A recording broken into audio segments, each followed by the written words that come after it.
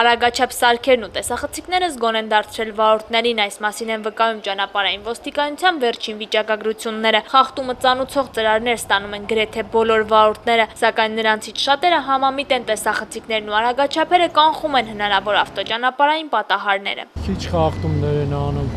արագ չեն քշում։ Կարգ ու կանոն արում։ Այս երիտասարդը նույնպես դժգոհ չէ, կարգ ու կանոն է հաստատվել, միաժամանակ կարծում է, որ տուգանքները ոչ միշտ են տեղին ու արդար, ըստ նրա տեսախցիկը հաշվի չի առնում այն խախտումները, որոնք վարորդը ստիպված է անել։ Խցանման ժամանակահատվածում, որ մեքենաները ամբողջովին շարված են Մաշտոցի պողոտայի վրա, այնպես է ստացվում, որ դու գալիս ես գծից առաջ ես կանգնում եւ այն հատվածը, որ արդեն իսկ սկսում է շարունակվել, դու չես կարող այլևս շարունակել, որտեղ հետիոտներն են գալիս, այսինքն չես կարող մարդկանց գցել այսպես ասած տակը, հա, մեքենայի։ Եվ այս դեպքում քեզ գալիս է տուգանք, որ դու գծանշումը անցել ես։ Ոմանք էլ կարոտով են հիշում ժամանակին իրենց մեքենաները կանգնեցնող ոստիկաններին։ Ավելավա գայշնիկ լինի, քան տեսախցիկը։ Նրանք ճիշտ են էլի վարվում որոշ տոկոս։ Օրինակ Թումանյան փողոցի վրա, որ Սարյանից իջնում ես,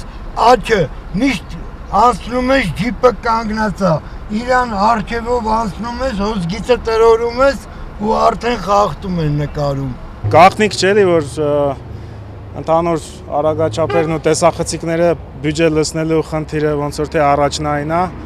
անվտանգություն ապահովելը երկրորդային։ Մանր-մունր խախտումները գրանցում են էլի,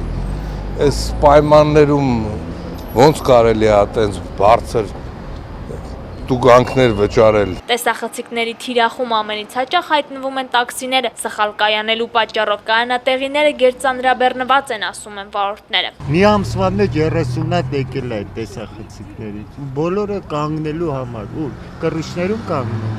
Դժգոհ եմ, 550,000 արդեն մուծել եմ, 30 տարվա վարորդ եմ, ես խախտում սերիոզնի չեմ կատարել, բայց կանգնած տեղերը գալիս է։ Չես կարող միտեղ կանգնես, որտեղ կանգնում ես նկարում է, թեկուզ մի վարկյան։ Տաքսիները կայնելու տեղ չունեն։ Այս տաքսին էլ խախտում է կատարում շատ լավ գիտակցելով, որ տուգանվելու է։ Կանգար եթե չկա,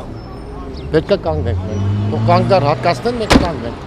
Կայանատեղերին վերաբերող տաքսուվարորդների բողոքը հասել է նաև Երևանի քաղաքապետարանին, որն այսօր հայտարարություն է տարածել խոստանալով հատուկ տաքսիների համար հատկացնել 75 կայանատեղ։